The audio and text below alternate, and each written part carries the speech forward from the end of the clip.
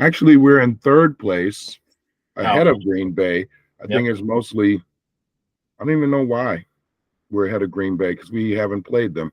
Probably some sort of head-to-head matchup thing that they're from, not head-to-head, sorry, indirect Like, wins to the same teams and all that stuff. so Welcome I to don't a, know. I Oh, was gonna yeah, say go ahead. welcome to a Monday morning edition of Brown and Browner. We'll be recapping the fun events of the NFL along with other sports probably over the course of the weekend. We're just catching up on the fact that we saw a few games yesterday, and still trying to take note of the NFC North and the fact that you got the 4-2 Bears who are still struggling in their division technically because that division is so freaking good. It's nice when you have a 4-2 record and you're tied for last place or third place, however you want to view it, because all the other teams are 4-1 and 5-0. All I got to do is just look at the rest of the conference as well as all of the NFL, and there's not a better conference. Nope. In the NFL, bar none right now. I mean, but, and we'll get to the fun news of the day, which is how about them Cowboys? Yeah, I can't wait to talk about that. One thing about Bears fans, one of which I am, please let's put everything in the proper context and let's not get carried away. I'm happy to see the Bears win. We used to lose against teams we should beat because we beat ourselves. So to see them play the way they played, see them do that in London, see Caleb look like an NFL quarterback and the offensive scheming look like an NFL scheme, that's all new to Bears fans. I'm sorry, don't act like it isn't. Well, and again, like you just said. Yeah. However, you beat the Panthers and you beat the Jags. I mean, yeah, we haven't beaten anybody until we beat someone in our division. Then you can get happy. Then you can start saying the Bears have taken that next step to be competitive and a potential playoff contender. But until then, don't set yourself up for failure or for the sadness that comes with being a fan of any Chicago team because we're just not used to winning. So just temper that for a moment before you get all giddy. All the guys who used to play football with, oh yeah, I love that. So Bears are so great, Bears are great, and we look so good. And it's like we look great against. As an outsider looking in, I'll say beat an NFL team, and then I'll talk to you. So the reason I say that is I'm sorry, but Panthers probably couldn't beat half the top college teams right now. Right now, no. And Trevor, I'm sorry, Trevor looks horrible. And he just got paid. Lord Farquaad and them, they actually quit, apparently is what their coach said. They literally said they've quit on the team, basically. When Calvin Ridley comes out and says, yeah, I'm not here to he gets 0 catches. Calvin Ridley, 0 catches. Yeah, I think as good as Doug looked a couple years ago and Jacksonville looked, it's the weird thing is I don't know if the team fully quit on him, but they do play like it, and they don't block. They're not playing D when they need to. I'm sorry, Trevor Lawrence looks like the guy who just got paid, and it's Friday night, and he's ready to go out and party. Not the guy who's ready to buckle down and win. And what's that? I said, you mean Deshaun Watson or do you mean Trevor Lawrence? Which one? I mean, I'm not sure who gets paid the most. Deshaun is the biggest felon here, or criminal, or whatever you want to call it, because he's just practically stealing the money from him. And I mean, the sad thing is what happened to him reset the market, if you think about it. I think the previous market was probably at least 50 million less on a net scale. Now you're talking about you broke the 200 barrier, and now everybody else broke the 200 barrier that honestly it looks like half of them don't deserve it, obviously. And think about it. Deshaun did this basically in Houston. Yep. And then Cleveland picked up the garbage and paid him. Yeah, Haslam, you fucked it up. That's all I'm going to say. Well, and you're right, because now the standard is everybody should get $200 million. And we got some frauds out here, Trevor Lawrence being one of them, who is getting paid top dollar and basically playing like he just got out of college. You got Lord Farquaad, Grim Raper. I mean, you can go on the whole list of people here. I mean, he's not going to get paid yet, but I'm sure he's going to get paid. You got Mayonnaise Man. Oh yeah. Will Levis. He's going to get paid eventually. I'm sorry, but me growing up, I had a ton of great quarterbacks, the Dan Fouts of the world, and the Roger Staubachs and Terry Bradshaw, Joe Namath when he was, performed hot there. Men who actually performed on a continuous level, played entire seasons without babying out for, minor injuries, whatever you want to call it. I mean, I'll call it out for what it is. The current generation of football players, and I'm sure the old generation of football players may agree with this, it's soft. I mean, people go out for, little injuries here and there. And then you got Deshaun Watson. It's literally feel like he was off for 2 seasons, basically, right? For various. But that wasn't really injury, though, was it? Well, 1 year was penalties. I mean, that was sit out, whatever. But the second year was just, okay, he couldn't get his, shit together, from legal standpoints, whatever it is. I'm sorry, but why is that preventing you from playing football, at the end of the day? Because the organization didn't want to have to deal with all of that. Imagine a season full of nothing but questions about the same thing over and over and over. Hey, did you do that to this girl? What do you have? They did the wise thing there. I'm not mad at him for that. What I'm mad at him for is during those 2 years, what the fuck did you do? Who made the executive? Well, obviously the truth won't come out until after all of it's settled and done, but who made the decision in Cleveland? I mean, at the end of the day, you can't tell. I mean, you could kind of tell Stefanski, I don't think, was part of it, unfortunately. He was brought into a situation where, great coach, by the way, I think still, but dude, you can't work with this quarterback, can't work with that offense. I hate to say that defense is just being let down, which is just a sad travesty for, they've got great linebacking, they got great position players all over that defense, and they can't get the hope they need them in that division. It's sad. And it's been like that for a while. And quite frankly, they weren't looking good before because they had some funny quarterbacks, but they look worse with Deshaun Watson, and Stefanski is now handcuffed because it's basically, I'm paying this guy whatever millions. He's got to play. There's no need in trying to play a guy who we might think we can win with. You're going to play him. Think about the ineptitude that exists in that office, though. You first, let's backtrack it almost 10 years, give or take. Johnny Manziel was your first error. Oh, I don't even know how you took on him. I don't even know how you draft him, but hey, I mean, some shit happened there, whatever. So that was one piece of the pie. Then you bring in Baker Mayfield, which I thought was a great. Which he wasn't bad, but they let him go. They let him go, and that was an error on their part. So that's error strike 2 for screwing up in your front office. And then you bring in Deshaun Watson, and you make him the highest paid player in the league, thinking that he's going to somehow be the grand messiah after doing all this shit behind the scenes. I mean, there's either it was a move up top, meaning Haslam and the ownership or whatever the hell was going on, which again, still can't understand that one. Nobody understands the whole ploy there in any way. You can't market the guy. So why bring in somebody who can, who's going to get a $200 million contract? It's a whole different ball game there. Plus, Cleveland deserves better.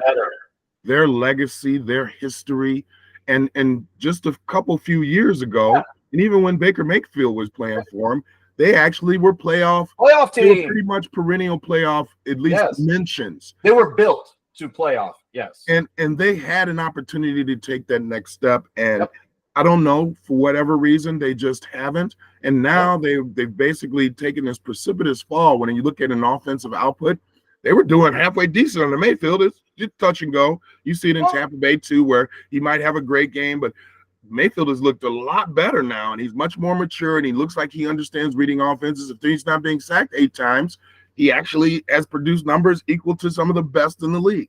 Well, let's indict that front office even more. During that same time where they went over the whole Deshaun Watson thing, they bring in Kareem Hunt, who, I'm sorry, but dude beat the shit out of a woman. I mean, well, it's weird how they're willing to take on baggage, and to me, this is back to, I know a lot of what we talk about in sports is about sports, but it's also about society and where we are in society. And if you think about it, I thought that 10 years ago or a little less, they had this run where they were trying to get rid of that kind of image in the NFL. But how do you pay a guy $200 million who has this lingering? There wasn't a decision made yet or whatever, I thought. Exactly. And then you get Kareem Hunt, who, I'm sorry, wasn't he on video kicking a woman? It was the second worst thing to Ray Rice. Let's put it that way. So what are you trying to do here? And there should be some type of oversight of this. Yes. If you have some kind of domestic dispute, you're a criminal, you're this, you're that, you should not have the privilege of playing in the NFL and making millions of dollars, because now we're just basically supporting that, aren't we? Hey, you know what? I don't care what you are. I don't care your morals or principles. But as long as you can tote the rock, as long as you can shoot the ball, as long as you can hit a home run, we're willing to overlook all of those things. Is that the kind of society we want to be? Well, it goes back to our whole college argument. Only 1% of the 1% make it, right? Which is a sad truth. And we do it based on physical ability. I get that. But then at what point does image not have to play into that, at the end of the day? I'm sorry, but there are people busting their ass trying to become the best they can at their craft. And you're letting down the folks that honestly willingly deserve a chance to try. And then you've got the folks that get anointed, the Watsons of the world, the Kareem Hunts of the world, everybody else that's done anything bad. And you continue to support it in some fashion, which we makes feed it. We feed it. We do their homework. We get the right grades. They walk around doing nothing, big man on campus, and then we go and we pay the millions of dollars in the pros. I totally agree. We should not be doing that. And I'm sorry, there was a guy, I want to say it was in Missouri or Memphis. I forget which one it was, but he was like accused of raping not one, not two, not three. I'm going to do a LeBron on you. Like 6 different women on campus. At what point do you say, I don't care how many touchdowns you can score? Yep. And then the worst thing about it is you're only as good as you are for us when we're making money off you. Once you are nobody again, once we're done with you, we'll discard you like old garbage and never look at you again, never help you, never nothing. So it's really we suck the life out of someone. We help prop them up. Yep. And then when they're no use to us anymore, we let them fall and don't care about them any longer. Step over to the next poor ghetto kid or rich affluent kid that we're going to support and help them build a career where we can make billions off of it. I'll give you a fun hot take. If you think about it, we've been talking about the whole thing about the black quarterback, but obviously got the documenting series and all that stuff. In the last 2 years, maybe 3, have you heard any comparisons between Lamar Jackson, Jalen Daniels, all these other black quarterbacks that are option running, Jalen Hurts, everybody? When does the word Mike Vick come into connotation on a Sunday morning with the presser? See, that dude got erased after dogfighting, got brought back in the league supportingly from a lot of folks, got into the media gig for a little bit with a few networks, and now gone, erased. Now, same thing I could say about RG3, the grand messiah, rookie season of the decade, of the century, maybe, whatever it is. Yep. Great anointment from college. That's the benchmark. Yep. Then, kind of started trailing off, injuries, whatever. Injuries really killed him. And then erased from existence. And then he went on to media. He went on, gave some hot takes, I guess, on ESPN, Fox, whatever he was on. Actually, did a pretty good job there. I don't know what happened to him this year. What happened to him this year? I haven't seen him this year. He got fired. He got fired up. ESPN had a bunch of layoffs, and he was one of them. Basically. That's right. So he was one of the casualties, huh? Yeah. So yeah, I mean, and you just taking a game, again, guys that you kind of should talk about in the same context as a Lamar, as a Hurts, as a Jalen Daniels, as a Stroud. These guys are black quarterbacks running option. Same thing that these other predecessors who pioneered it a little bit, and even Randall Cunningham, Michael Vick. Yeah. And now you don't even talk about it. It's as if they didn't exist. It's weird. And honestly, there's a name in there because it's funny. Those are all black quarterbacks. Yeah, that's funny. There is one prominent white quarterback that did just as much for the mobile quarterback and getting the NFL to embrace it. And that's Steve Young. And I've never once heard his name mentioned with any of these. But his game was akin to Lamar back in that time. 100%. And they were also condemning him for doing all of that running, but they were also clapping because he was scoring touchdowns and helping San Francisco build that dynasty or keep that dynasty. Let me keep the dynasty. Yep. So, it's just weird that's that focus again where the black quarterback. Mm-hmm. Yeah, okay, people are different. We have different skill sets. You try to get a team that's a diverse team because you don't want all of the yes thinkers or the yes people that are coming behind you. You want people to challenge you. You want people to be different. Hey, that person's really good at one skill. This person's better at another skill. And together we're stronger because we have them both on the same team. I don't know if you caught the run-up this week between the Ravens and the Skins, obviously, or Commanders, sorry, whatever you want to call them. I still call them the Skins. I'm sorry, they are the Redskins to meet still, too. Yeah, exactly. But they had the run-up between the matchup between the two teams, and obviously you've got Lamar on one side, you got Jaden Daniels on the other. Similar quarterback, similar athletic build, throw, everything else. But those two I think stood above to me in the public eye, because every time a media would try to bait them into, hey, you guys are like each other, yada yada. They're like, no, we're individual people. Leave that conversation for another day. And I love that.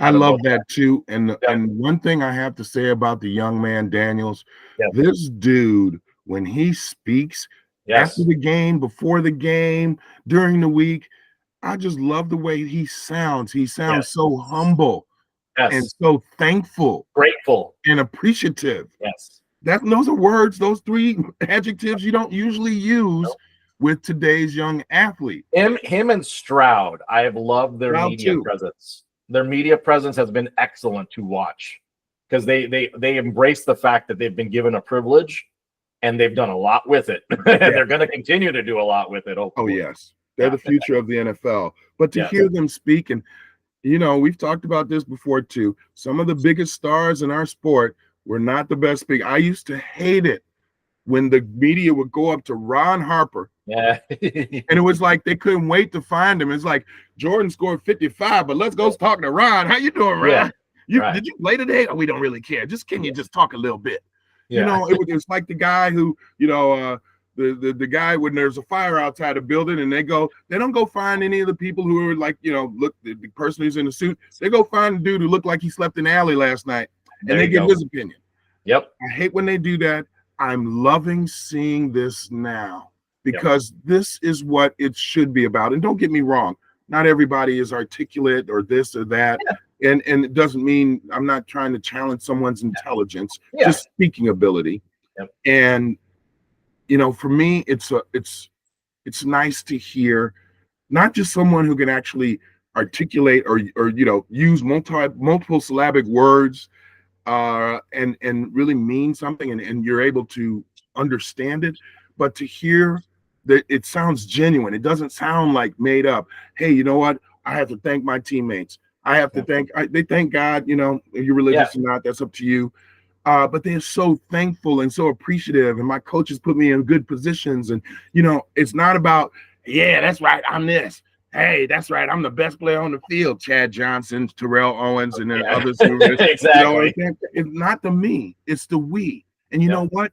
If the we actually doesn't do their jobs, that's why you practice, right? Everybody needs to execute. People block, people do this. They have a job. If we don't do our jobs, me or you aren't successful. You don't get the accolades. You don't get all of this stuff. So I'd love to hear more people speak like that, whether they're young or veterans, because that's what it's all about. That's why I love team sports, because it was always about the we. There is no I in team. There's a me, but there is no I. And that's what it's supposed to be about. And each one of us contributes, and for the greater good of all of us, we play for each other. That's what team sports is about. And I love hearing it from these young guys. Yep. No, like I said, I think there's a good crop of folks around the NFL and the younger set that the league's in good hands in terms of working their way to that next level of PR, which is great. And especially, I think, like I said, Jaden Daniels, CJ Stroud stand out right now to me as that future set. You've got other guys in there. Lamar's got capability, but Lamar honestly doesn't like the media as much, and I don't blame him. He's actually being forced to speak. If you notice, they're making a point to say Lamar's more vocal this year, and he's a leader this year. Yeah, he's not that guy who wants to be out there rah rah rah and talk. He's that dude in the locker room. He'll talk it up. He'll speak his Miami jingo, and he makes it work. I love it. I love Lamar, and you know what? He does his thing, and it doesn't have to be articulated like everybody else. I still feel like he's genuine, and I think he cares, and he says what's on his mind and the way he means to say it, and I'm cool with him doing that too. Yep. No, absolutely. So no, let's get into kind of the rundown here of some of the games from yesterday. And I think the first one to obviously hit the headlines. How about them Cowboys? Man, I haven't seen it yet, but I turned the TV on and it happened to be on the ESPN, and it looked like Steven J. Jackson. He was going off. So I know he's going to be on it all day. I'm sorry. Jerry Jones, this is your version of I'm all in. I want to play poker with you. If you come in with a hand like this and you want to go all in, you call that an all-in hand? I want to play poker with you because I'd be rich. Clean you out. Straight up. I mean, what is this fiasco? First off, I got to go back to this because I think this is where it starts. Besides the defense being the defense, they've had some injuries and all of that stuff. Yeah. And and you talk about somebody who likes to speak. Micah Parsons likes to speak. He should shut up. He should shut up. I think he's hurting the team. But you had a chance to get Derrick Henry for a couple $1 million. Well, and as much as I think the running situation obviously needs to be fixed, there's no question there, and they could have fixed it honestly for the cheap. And you complained about $7 million, which is obscene in this day and age, given how much you just paid Dak and all those other kids. Yeah, you bought into the fact the media hyped up your defense and honestly got trashed. Your defense was really good last year. Don't get me wrong on paper, but you know what? When they showed up to the playoffs, no substance. They're flashing no substance. When they showed up to the playoffs, they didn't show up. They went in the trash can. Yeah, exactly. Flash no substance. They're good to talk about, but when it came time to play, they got run out of the house. Oh yeah, and boy, did they get run out of the house yesterday. Let me tell you, that could have been worse. Now, the sad thing out of that whole situation, that Aiden Hutchinson injury, man, that was nasty. That was so man, you got to feel horrible. bad, not just for Hutchinson, but the Lions, that whole fan base. Like, it was nasty. It happened on his own player, which was a sad part, like that swing around the leg, and it just looked gruesome. Agreed. I think they'll be okay. I think they'll find a way to get around. Obviously, they'll lose a huge piece of their pass rush. Don't get me wrong, but it's hard. It's hard for me to now see them as that A1 NFC team that's going to probably make it out, because now you've got a little bit more suspect defense than you probably anticipated. Because Aiden Hutchinson was doing the job of 3. Honestly, well, he was the leading sack artist this year. Yep. And he had a lot of energy. The dude, he would hold, be able to hold that line and not let people get outside of him. I mean, yeah, it's going to be tough. Yeah. I think that offense, though, is putting up numbers. Let me tell you. I think that their offense potentially could do that as long as Jared Goff continues to look like Cinderella and doesn't turn into the pumpkin that we've seen him be, which is why he's on Detroit, not the LA Rams right now. I think he's getting better pass protection than he's ever had in his career, so that's obviously helping him. The guy was always a good thrower. He got the ball out to his guys. He's got plenty of weapons. And now he's got a ton of weapons. Now he's got a complement of running backs, basically, that he can go with Gibbs and Montgomery and all that. I mean, they've got every piece they need to lead that team to the Super Bowl. I don't see anything stopping them from doing that in the NFC just yet. They should have been there last year. They had on the ropes in the playoffs and just gave it back. Let them win. Exactly. So I like their pieces. They to me, obviously they're not like the greatest show on turf that the Rams had, in the late 90s and early 2000s, but they remind me a lot of that team in terms of makeup. You got every weapon on your offense. You can put up 30, 40 points a game without a question. Your defense, it's suspect, but you've got a couple of characters here and there that can make it work. The Rams had one guy back in the day, Leonard Little. By the way, another guy that killed somebody. I remember Leonard Little. Yeah, but that was a scary dude on their line that did the work. Aiden Hutchinson, similar vein. They got a few other players here and there. So I think they'll be okay in that sense. And their problem is going to be, can they take over the division at some point over the Vikings and the Packers to get that number 1 seed? That will be the real. Yes. My answer is yes, and I think that they're probably built even more so than those teams to be successful for the long haul. And I'll tell you why. Sure, Goff has looked great this year. They have a bunch of weapons. They even now incorporated Patrick into the offense. This dude's like 6'5" or 6'4", 210, 220 pounds. Perfect. Yep. But they have a two-headed monster in their run game. Yes, they do. And they could play both ways. If they get down, they could throw the ball to catch up. Yep. If they get up, they can run the ball effectively. And you saw that yesterday against Dallas, where they could eat up all sorts of clock and still beat you and still score. Yep. And I think with their, the issue with, losing their star defensive player, I think that could be enough to get them over. Whereas Green Bay and Minnesota or the Bears, I can't name a defensive player. All of these teams have weapons. Yeah. And, I think Minnesota has the best defense. The Bears may be second in defense out of those 3 teams. But they all have some type of limitation on offense, some type. Yep. Detroit does not have that. They can go old school AFC and beat you 50. They scored 47 points yesterday. They could beat you by 50 to something, or they could gut it out and be able to beat you 24-23. Yep, they'll grind it. No, I think that's what makes them really dangerous. They're multifaceted. They're going to have the ability to counter any other team in the NFC to make it out. There is no question. I mean, unless you've got a purely healthy 49er team at this point, which I don't think it's going to happen at all, then frankly, I think it's the Lions to lose at this point. And I know it's early in the season, but I feel like that's how strong they are at the end of the day. And remember, the 49ers were healthy in the playoffs, and the Lions took it to them. They just didn't close the deal, but they took it to them. And well, I agree with you. Was McCaffrey at the end of the day. We know that. I agree with you. I mean, there is a potential. Looking at the NFC, don't sleep on Atlanta.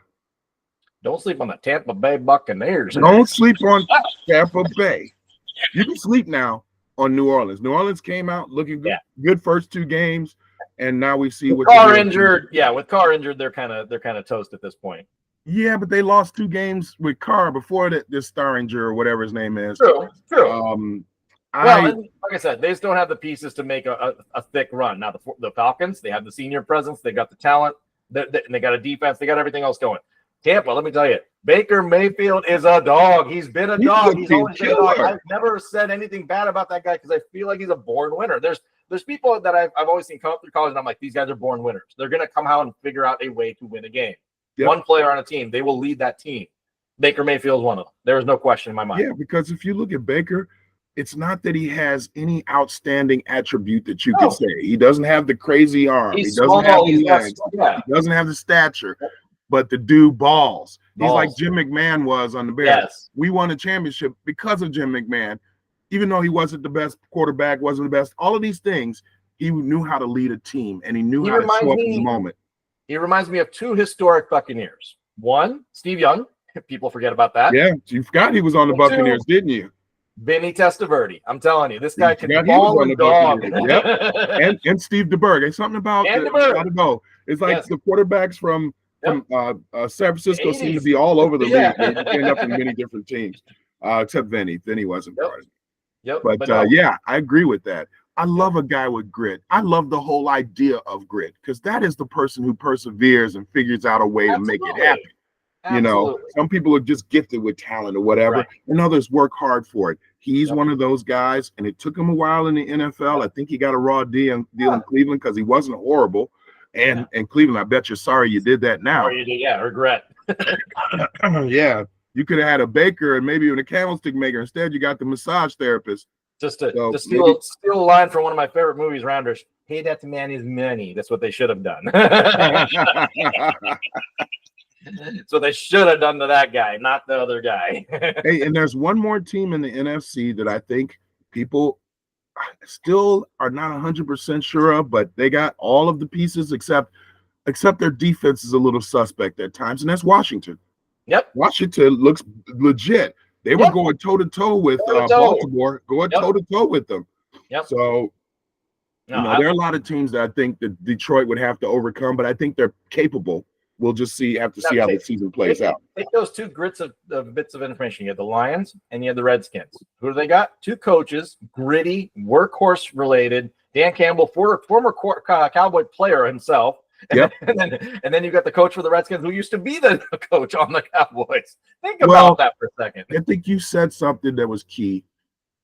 It's one thing to be a player, but they are player coaches. Those are the guys that give you the rah, but they mean it. And you could feel it, and you're willing to step behind them, or you got their back because they got your back.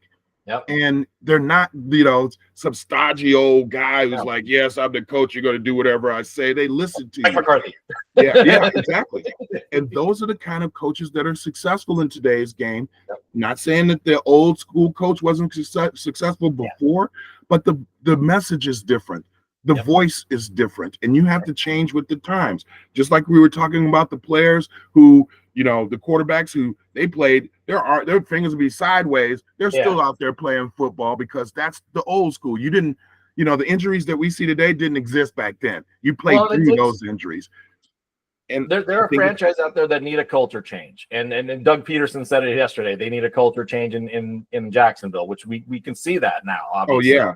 They need a new voice. Now, whose voice is gone.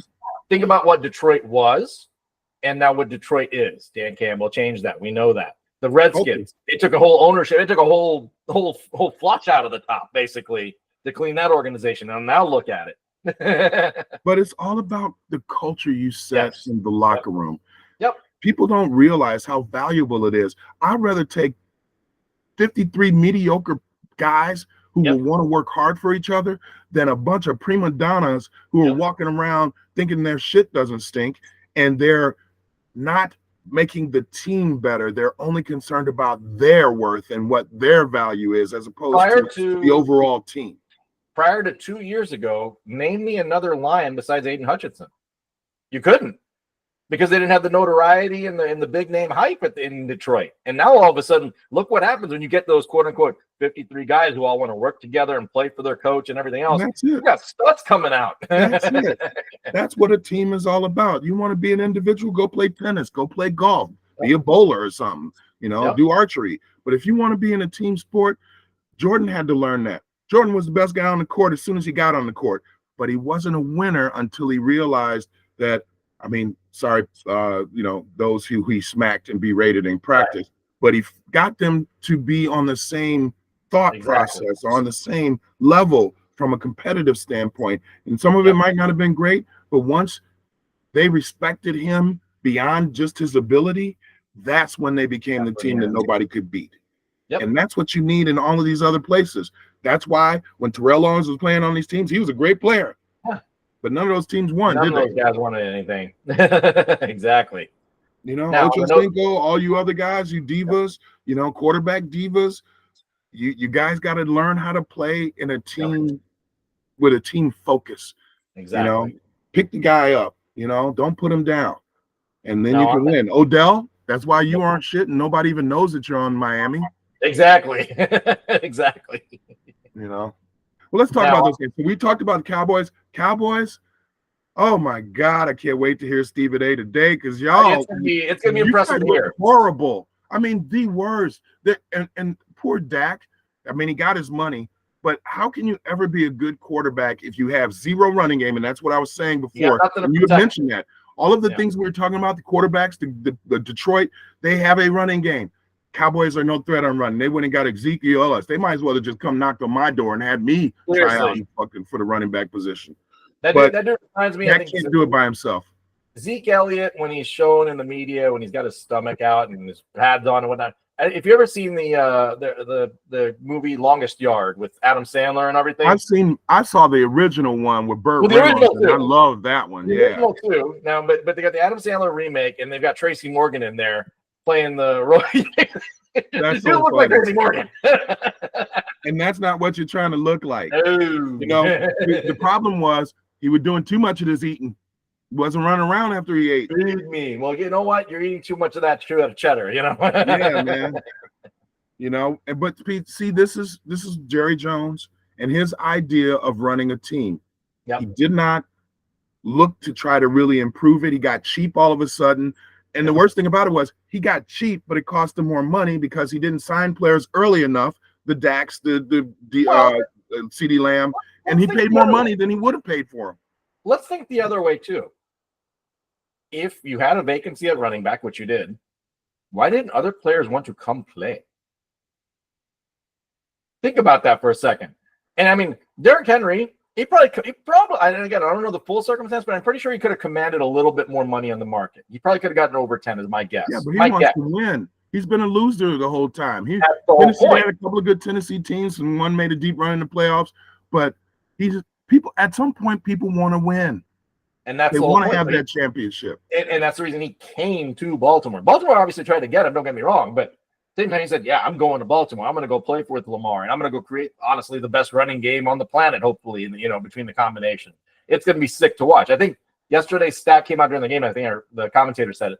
They are on pace to be the fourth best rushing season as a team in history. Think about that for a second. They said that those two, there's never been a duo to rush for as many yards as they have in the first 5 games or 6 games or whatever. Imagine if Lamar runs for 500 and Henry runs for 1,000. How sick would that be? Doesn't bode well for teams like Kansas City if that's no, sir. And I'll get to that one too. They were on a bye week, but you know what? Patrick Mahomes, 6 touchdowns, 6 interceptions. It's not exactly the greatest stat line in the world. The guy's honestly amongst the worst quarterbacks in the NFL. Yes, he is in every stat category except wins. Winning. Yep, and that's the thing. It's all about what happens in the crucial moments to make things happen. So you know what? He's had enough drives to put them over the top. The defense has carried them. Everything's happened, and they had supposedly the toughest schedule so far in the NFL, and they're 5-0. Now, what does that mean for the rest of the season? Because now there's an interesting matchup this week. It's 49ers Chiefs in San Francisco, but we know the 49ers are beat up. I'm thinking the Chiefs should be fine because they're coming off a bye week, and Andy Reid never loses off a bye week. So that'll be that. Yeah, but the 49ers aren't as beat up because I would have had them beating Seattle handily if I'd have known that Kittle was playing and Debo was playing. And so everybody, they got banged up because the running back got hurt, but their third string running back came in and ran like a champ. Yep. So exactly. So I think they're fine. Now, I think the Chiefs will win this weekend, but then they go into a 4-game set against the division. So they got the Broncos, the Chargers, the Raiders, basically back to back kind of thing. And you're looking at a team that might be 10-0 by the time we're talking next month. I was about to say, how many games has Mahomes lost in the division? One ever.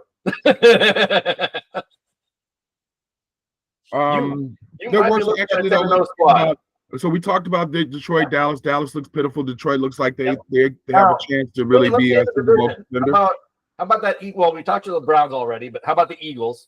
The fact that they couldn't blow that game out of the water tells me that team's in trouble too. That team's in trouble, and I don't know what's going on between the quarterback and the coach. Did you catch the highlight at the end of the game? No. Sirianni was caught on video yelling at his own fans in Philly.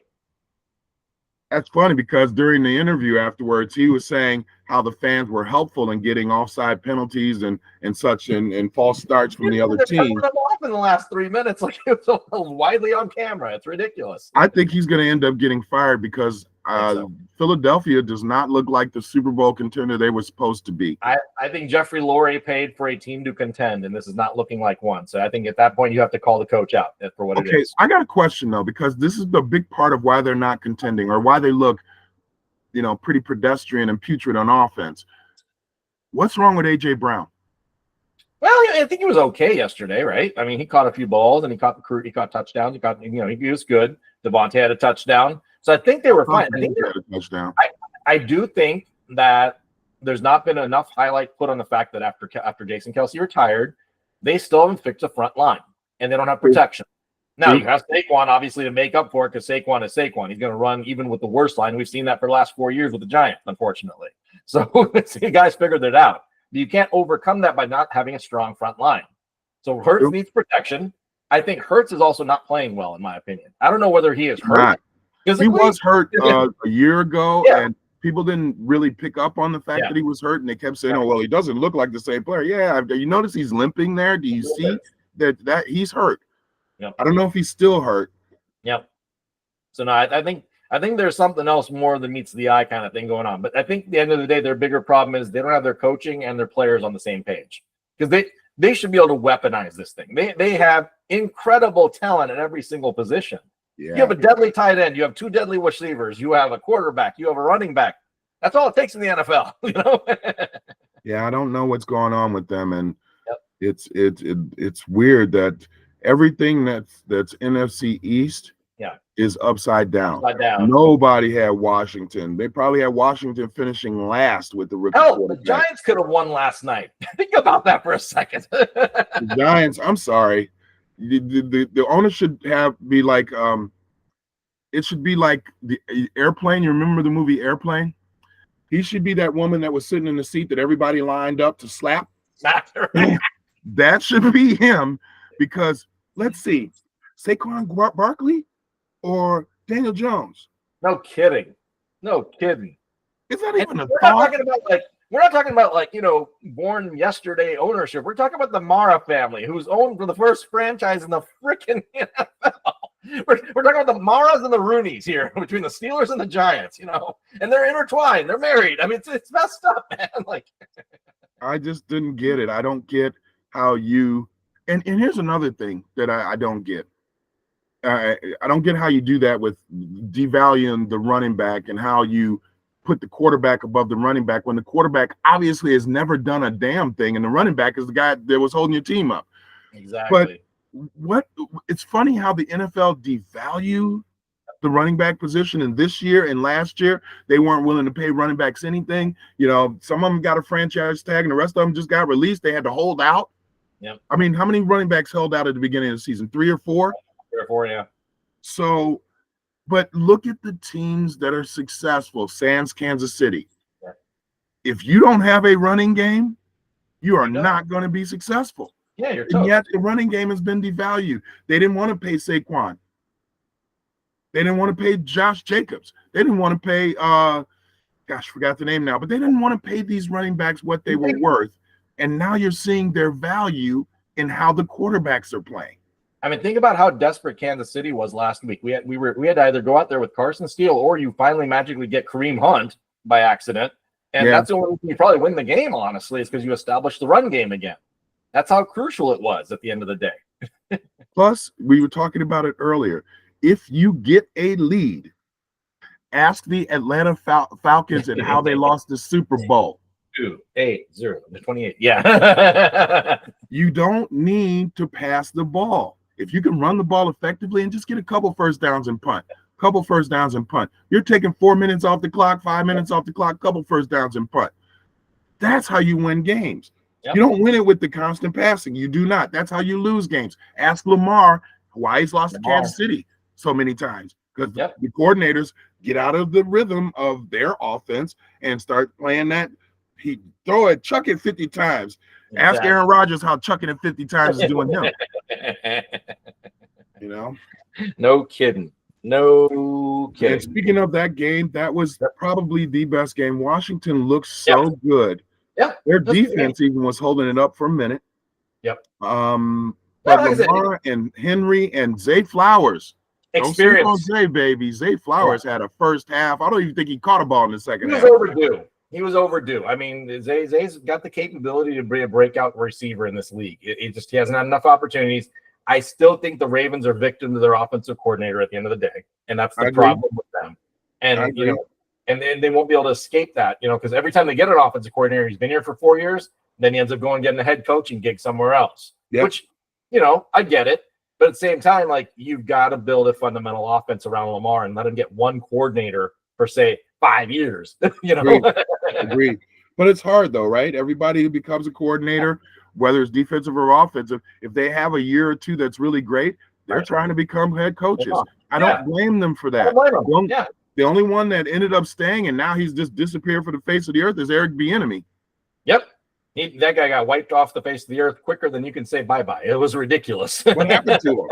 It's like, really? Weren't you just, where are you? Well, and I don't want to put an indictment against Andy Reid, but think about this. You had Eric Bieniemy and you had your former Bears guy, Matt Nagy. His name. Matt Nagy. So we brought back Nagy, and now he's the stooge. He's there. Now he's not he's not purely the offensive coordinator. I think there's other folks in the room making that decision, including Patrick Mahomes, but they're making that work. But Nagy didn't work out so hot as an NFL coach. Bieniemy was shunned by the NFL for some reason. I think just the way he mannerism and stuff like that, unfortunately. Well, he showed it in Washington. The players hated him. He did, and that was the funny thing. The players hated him. Now, Washington's kind of interesting because they got Cliff Kingsbury, who, again, offensive coordinator, came out of college, flashy. He was actually Mahomes' coach at one point way back in the day, and tried to run that team in Arizona, and boy, did he look bad out there. But he had an amazing house, if you recall his little setup. Well, it's a difference. Head coaching is different. It is way different. If you want to be a good head coach, whatever side of the ball you're great on, continue that. And hire a really good whatever the other side of the ball is, offensive or defensive coordinator. Hire a good one and allow them to do their shit. Yeah. Because if you try to control too much, you control nothing. And we've seen some. I don't think we've learned our lessons from the movie Remember the Titans. Everybody gets caught up in the players and stuff, but what did those coaches do? They leaned on each other to figure out how to win that damn championship, let me tell you. But that's what you're supposed to do. Yep. There was only one or two. Hey, look, the Bears won their lone championship with Ditka as the coach. Their team was totally divided. Yep. But Ditka didn't get in Buddy Ryan's business when Buddy Ryan was running his defense. And that's why they won. And Buddy Ryan, what coaches have to realize today. Yes, and we must say Buddy Ryan was the king of defensive coordinator. There is no better. No better. And he was the perfect blend. Dude was old school thought, but he had a new school flair in how he dealt with the players. like back then. The players love Buddy Ryan. They're all like, we'll jump through the wall for Buddy Ryan. That's what you want, especially on defense, because that means these guys are willing to like chew grass all the way to the quarterback. Well, think about it. I want that Buddy guy. Ryan, excellent coordinator, knew his role, stayed in that role, and was amazing as a defense coordinator. His son was a defense coordinator, did well, when became a head coach, got a foot fetish, had a problem. Well, and honestly, didn't Buddy Ryan become the coach of the Eagles, and what happened after that? He did. So it's not coaching's not for everyone, and you got to know how to coach. Yep. That's been some of the problems that a lot of these franchises are having. But for some franchises, and we could sort of transition to another game. Yep. The Steelers. Yes. The Steelers, who has a coach who's been there 20 years and doesn't have a losing record ever. He like any year he didn't have a losing record. He was either 500 or better every year. Mike Tomlin, my hat's off to you. Yes. You are the man. You're dealing with some of the trash that the Bears threw out, and you're making it work. He doesn't look great. I was listening to the first half. I saw a couple of plays. He was overthrowing every single receiver. They were wide open. He was overthrowing them. But he did enough to win the game. I was glad that they got back to their staple of being a grinded-out running team. Najee Harris, I think, had 100 yards. Najee Harris, yep. Yeah. They finally made that work like they're supposed to. And I think if they get their running game going, then you'll see Justin Fields be able to operate a little bit more. Not necessarily as a thrower, but at least even as a runner, he'll be more physical and stuff like that. So I think they should become one of those teams that we were talking about earlier, a physical team, I think is what should be good for the Steelers going down the stretch. They're already in a tough division. I don't think they're going to beat the Ravens. The Browns are the Browns. We know that. And, Joe Burr can't put it together for more than one game, apparently. So, it is what it is. Yesterday was just a bad game, but honestly, Cincinnati Joe's been, if you look at his stats, he's like a five quarterback stat-wise.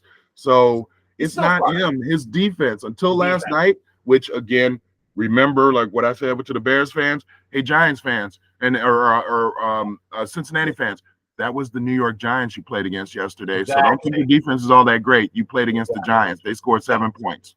Yep. So I don't but it was great to see them, at least played and look like, they could win a game on defense. Yep. Don't know if they're going to be able to sustain that. The Steelers, love the way they look. They got enough defense, and on paper it doesn't look like they can beat the Ravens, but that's why you play the game. It's who puts that effort in on the field. Baltimore has a jinx of going to Pittsburgh and losing. So, it's going to be a tough division at the end of the game. I think at the end of the season, it's still going to come down to who can hold home field in that division. Ravens should favor it, but, don't count out the Steelers. I think they've got a legit thing going there. And like I said, it's Mike Tomlin. He'll figure out a way. Mike Tomlin figures out a way. Hey, you know what? They were getting into one of those precipitous falls. They lost 2 in a row, turn around and win a game that they could have lost. It wasn't a gimme. Yep. And granted, it's the Raiders, but it's still not a gimme. Yep. And they played like they wanted to win, and they have an opportunity. It's not about how you win. The Lions won in Dallas, beat them 47-9, but it's just one victory, just like Pittsburgh's just one victory. Yep. You just keep piling those up. Look at many teams. Look at Ravens is a perfect example. The sky was falling when they went 0-2. Yep. Now they've won 4 in a row, and everybody's back on. The Ravens are the best team in the AFC. They're on that Henry train. Yep. And they figured out, maybe we can run behind the most powerful running back in the NFL. Why not? Now, what people don't realize is there's still just a third of the season so far. We got a long way to go. So I'll pivot over to the West Coast again. So you got the Chargers and the Broncos. Unfortunately, Pat Surtain went out with a concussion. That kind of opened up for the game for the Chargers. Now, the sad thing with the Chargers was at the beginning of the game, John Harbaugh sidelined with the myocardial. What was that? He had like a heart murmur or something? Atrial fibrillation. Apparently, he had heart murmurs basically. Yeah. His brother found out in their post game like immediately. He ran out the door. I saw that. Very scary situation there, but good. Big ups to Harbaugh. Hopefully, he's doing well. But it was nice to see the Chargers kind of get back on track. Justin Herbert, particularly. Big win, I think, at Denver, honestly, in that division, because honestly, I was picking Denver to be the second horse behind the Chiefs for a while. I didn't expect the Chargers to win that game. Yep. Mostly because it was in Denver. Yep. And Denver's D has been top 3 D. Yes. In some categories. If it wasn't for Surtain going down. Very sorry. Yeah. If it wasn't Surtain going down, honestly, I think it would have been a better game. But hey, it's still a competitive game, 23-16, if I saw correctly. So I mean, it wasn't competitive. No? They were up 23-0. Okay. It's like as soon as Denver got on the field, they threw one interception, tip pass, Right. fumbled the ball, and before you know it, they were already down like 17-0 or something like that. I forget what the score was. So Bo became pedestrian again. Yeah. Yeah. No chance. What's the other one? I think the only other one on the docket was Falcons Panthers. Other than the Houston game too. Let's go to Houston first. So, Texans were expected to beat the Patriots. Clearly took care of that. No issues there. CJ Stroud solid. Now what'll be interesting is they got Nico Collins out for 4 weeks, but they still got a hell of a stable of wide receivers that they can roll out there all day. So I think Houston, they're going to be tough to see. I think they're going to run. I think they'll take over the South here over the next few weeks. Their defense still is suspect to me when it comes to trying to take down the Chiefs. Yep. Actually, I was mad. I traded their defense and I took Denver's defense in fantasy. Denver played like crap, and they played in New England and played really well. See, I've abandoned the Atlanta defense in a couple of leagues because I thought they were going to be better, and they were on paper coming into the season because of the acquisitions they had. But frankly, they give up 24, 25 points a game, which is kind of crazy. Even yesterday, they gave up 21 to Carolina of all leagues. Well, see, and that's the thing is like you can't give up 20, 25, 30 points and expect to win games. I mean, you win a couple, but you win the majority of them. Kirko can't be expected to put up 4 touchdowns a game. It cannot happen. Like, it's just not going to happen. Yeah, you have Bijan, you have everything else, but you can't give up 20 points a game as a defense and continue to try to win the South. That's where I think Tampa takes a little bit of that edge in the South to me. That's my take right now. I agree with that with their defense, but remember they were losing that game against New Orleans 27 to 20 or 17 or something. But and then the same 7 offense. But the same 7 offense. So I'll give it credit. So no, it's like I said, it'll be interesting to see where that one pans out. And then, like I said, just that game too. So Falcons 38-20. Kirko and Bijan. I think Bijan 2 touchdowns. I mean, solid game, no questions asked. Mm-hmm. Now I think you get into the divisional games, it's going to get a lot more interesting these next 3-4 weeks. And that's the truth, because now it's like divisional start. You'll start seeing these divisional games. That's when you're going to find which team is really ready to play and be a Super Bowl contender, and who are sort of I look good in that one suit, but my closet has a bunch of ratty clothes. That's what you're going to see with all of these others. Like we've seen with New Orleans, that was a question we saw with the Vikings. The Vikings have proven that it wasn't just window dressing, that they actually are good. We'll see what some of these other teams are about. And Atlanta's right on the top of that too. If they lose a couple of games within their division, all of a sudden we're not talking about them as being a potential playoff team or winning that division. Absolutely. I'll take a little sideways slant here into the baseball world since we started with game 1 of the NLCS yesterday. And you saw the Dodgers kick the ass of the Mets. And frankly, I'm picking Dodgers in 5.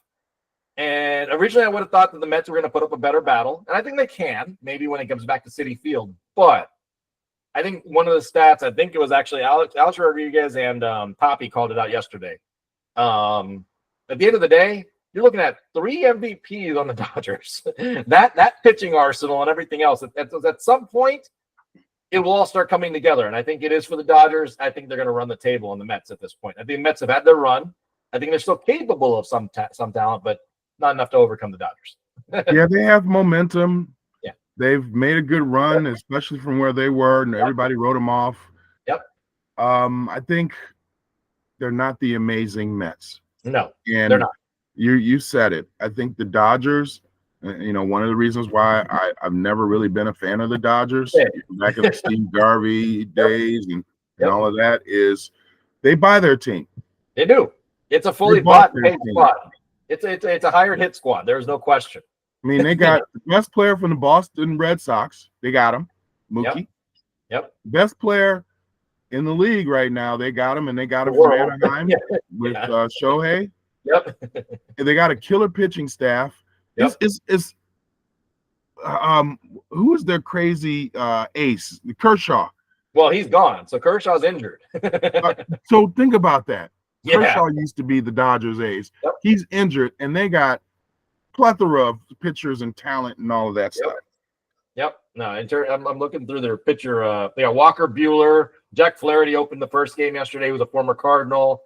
You got Yamamoto. I mean, they've got a plethora. They've got an arsenal. Listen to those names. Those are starting pitchers from other teams. Yep. Yeah, it is. You're right. They've just bought and sold. That's all it is. So I can't root for them. I hope they lose. I'm going for the Mets, but I don't see how they're going to lose. No. They should win the World Series championship every year. They have a team like what the Yankees thought they had back in the 80s. They did have it in the 70s, not in the 80s. If you think about it, for the last 7 years, that's pretty disappointing that the Dodgers haven't shown more than, I think, 1 or 2 titles, I believe, in that entire stretch. Exactly. They've done more acquisition and more power hauling than the Yankees have in the last 7 years, if you think about it, probably in terms of dollars and power. And they still haven't gotten anything to show for it. I mean, granted, the Yankees don't have anything to show for it either, obviously. Well, and that's the problem. And that was the problem with Steinbrenner. He's spending the money. Yeah. The Yankees are still spending the money. They don't even have a World Series appearance.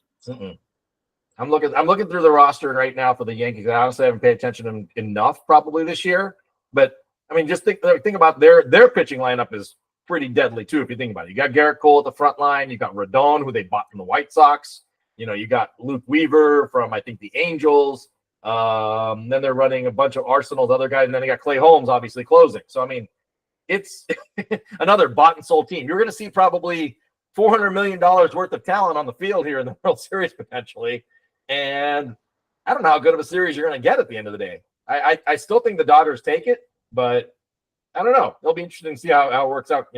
East Coast Judge hasn't really done anything in the playoffs. I'm not sure that the Dodgers' first 2 batters have done a whole lot in the playoffs. Mookie had to get over that thing over the hump of him being like 1 for 22 or whatever it was. They've been underwhelming. That's why what you just said. That's why I'm rooting for the Tigers and the Mets, and I'm rooting for the Mets. Yep. I mean, it'd be great to see a Subway Series. just from a nostalgic standpoint. The best thing that can happen for baseball right now, just to get some popularity and some invigoration going. That said, I'd still love to see the Tigers either way.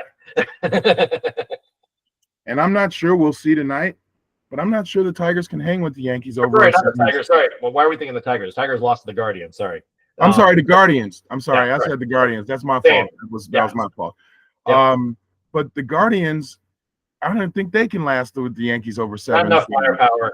Not enough firepower. But I still want. I've always been for the underdog.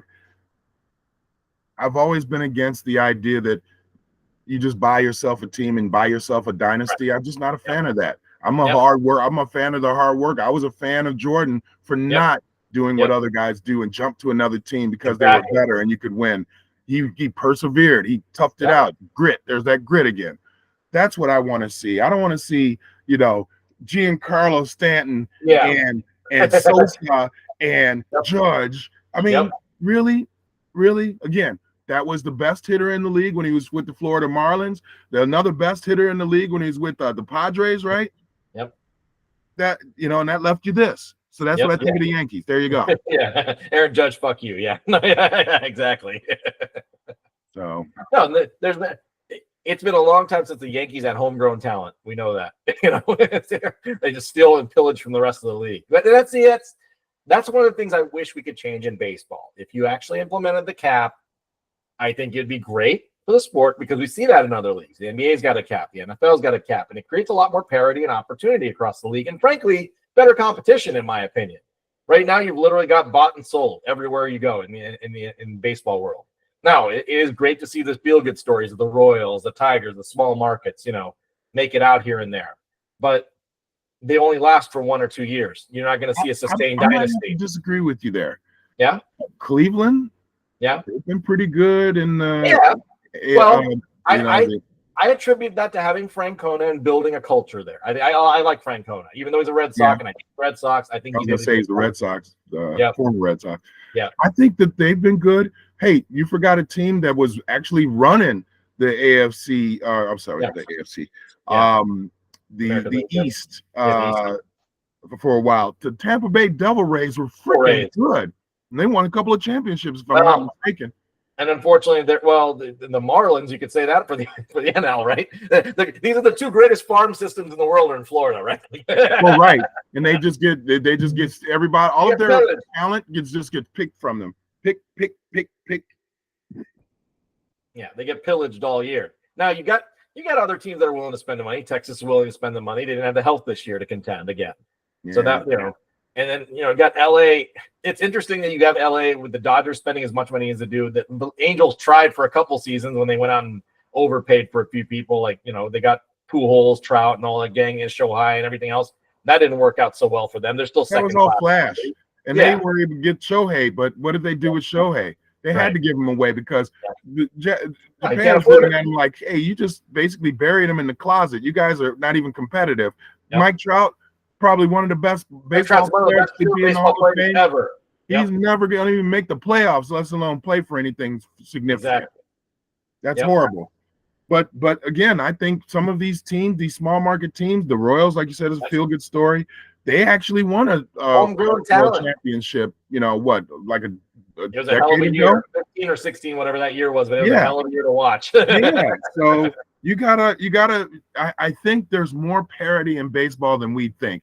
The Yankees and the Dodgers haven't won a championship every year for the last 10 years. The Dodgers only won a couple. The Yankees have won nothing.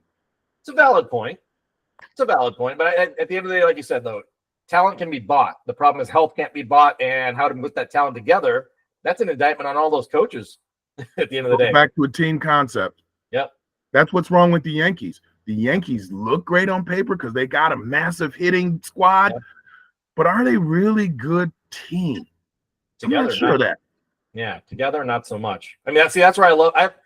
I'm still a diehard Cardinal by birth and right, and I always will be. My son has adopted the Orioles, and I actually love watching the Orioles. I love going to the games here because it's a homegrown team completely. Their farm system is incredible to watch. The farm team plays about 10 minutes down the road. We've been there to watch this entire onslaught of their 3-4 guys this year that all turned into studs. Gunnar Henderson, these guys, they all came down from the farm, and it was just awesome to watch these guys. And there's 3, 4, 5. There's still 3 more on the farm for next year.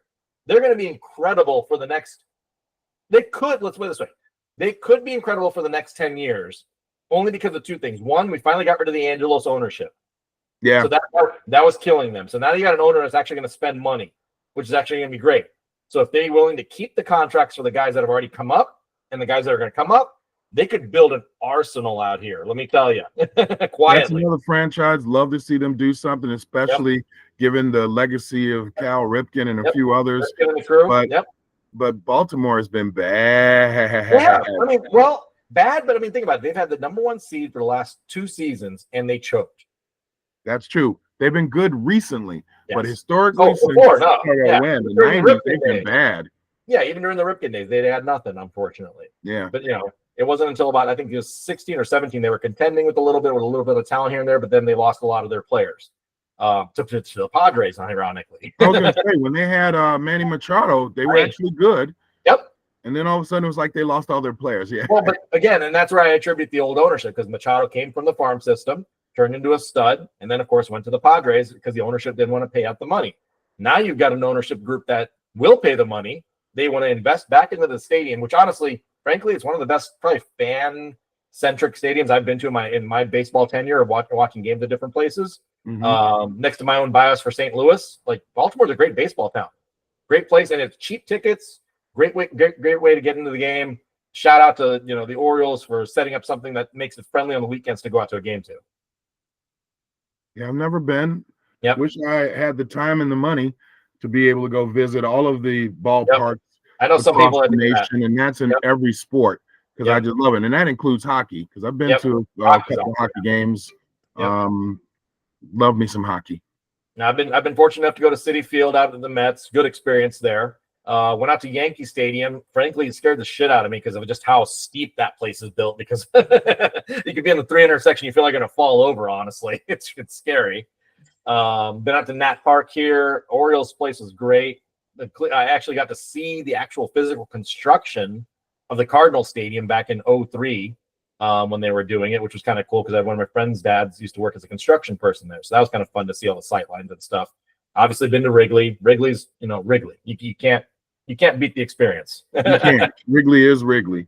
Now, I actually didn't mind going down to the White Sox park. Now they suck, but it is scary to go down there. But you know what? The stadium's not bad. It's in good shape. The stadium's not bad, and honestly, the food was always better, at least in my opinion. Food is good. In Comiskey Park, and I will still call it Comiskey Park, not guaranteed rate, not all these other names that came up. Then Wrigley Field.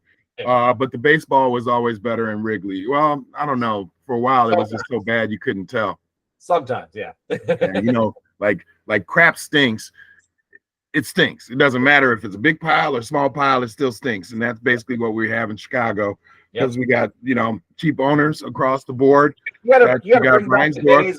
That's why the Bulls have never rebounded, because Reinsdorf owns the Sox and the Bulls. You got the McCaskies with the Bears. They think that, you know, I don't know. I thought when you were rich like that, being an owner of a team gave you the right to like be a fan and try to win. Exactly. Try to win. Just looking at making money.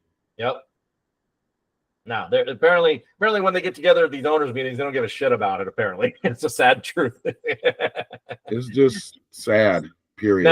Now, interesting. Okay, so let's turn over to the Bulls. I'm hearing Lonzo Ball might actually play. I was hearing that too. And while Alonzo played, to be honest, I've never been a Ball fan. I don't even like. I hate the whole family. His brother is better than he is, the one down in Charlotte. I hate the family because I hate the dad, because he's such a blowhard. The dad ruined it for everything. Yeah, he ruins it for everybody. I feel sorry for the kids. Although one of the kids, and I think it's the one that was down in Charlotte, was in China and stole some shit. He did. No, that was the middle child. It was the middle child? Yeah, middle child stole some shit while he was in China, and now he's in trouble and he's stupid. So, I mean, really? You know what? Hey, that's why I don't like that family. But I'll say this. When your dad tries to create his own brand, hyping you guys out of college, I'm sorry, you're set up for failure. That was it. You created a bullseye on your ass, and guess what? Now you're a pariah across. That was it. It was like he thought he could become a coach of an NFL franchise because he had 3 kids that played sports well. Oh, the guy was so annoying. Every time I'd have to turn the TV, as soon as I saw his face, couldn't stand it. Sad. But the Bulls were their best recently, 2 years ago or so, when Lonzo Ball was on the court, because he played that point guard position. He had that fluky ass fucked up shot he throws. I'm not sure about that, but they played their best, scored the most points, everything when he was out there. That kid can dish. That kid can dish like there's none other. I think when he's on the court, he's excellent. Even the youngest one is honestly the best one, like you said, in Charlotte. That dude can ball. At the end of the day, if you take off the target off these kids and maybe don't give them as much media attention, I think they could play some ball, honestly. I think they always could play ball. I think their father messed them up because he became, like you said, he made them into a brand. I mean, these were just some little kids who were playing a sport they loved. Yeah. See, I take it down to even a local level. I've seen this growing up. It played in the sports I did. I see it in the sports that my kids play. When these parents and some of these coaches get involved and they overhype kids too early, they create a national pariah on them, whatever it is, to even whatever degree. Right. I've seen every one of them fail. I've yet to see a success story anywhere. And I include that with even Cam Newton. Cam Newton's dad was the same way, from what I understand. Yes, he was. Yep. And Cam's fate was shortly lived, as we can see. I mean, anytime a parent or someone has created a spotlight on their kid, and that includes tennis, any other sport, anything that I've seen in my life, it has killed the kid. It has killed the college player. It has killed the pro. It has killed everything, because they are such scrutiny and focus that they are not allowed to play up to their potential. They think they have to live up to something that exists way up here. And that's that. You just said it. Or they succumb to the hype and start feeling themselves. Then it's just so much pressure they can't. They can't. That's why we call them kids. They haven't developed the maturity through experience and wisdom to be able to handle these situations. I joke with them where I say, you play better when you don't think. And it's true. Yeah. Because you tell a kid he's got to do something, you're putting enough pressure on him, he's gonna crumble. When he's just having fun out there and doing it the way he wants, no problem. No problem. And playing to the best of their ability because they're having fun. Isn't the idea having fun? Yep.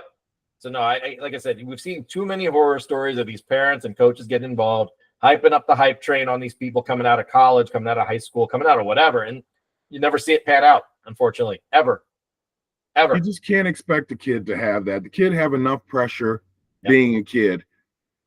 Being a kid is about having fun. The people who play the sports to the top of their, of that particular sport are the ones who have fun doing it, or the ones who are so ultra competitive that they're, like the Jordans of the world. I am so engulfed in this idea of being competitive and being the best that I'm going to commit myself to it. Exactly. Or you just have fun and the talent that you have just naturally comes out. I took my son out to the fields yesterday. We were shooting around on a soccer on a big turf field, and this other guy's out there shooting field goals. And this kid can't be more than 12, 13. Kid's hitting 45-yarders, and the dude would not quit. We were out there for a solid hour just kicking around the soccer goals on the sides. I keep watching this kid looking for perfection.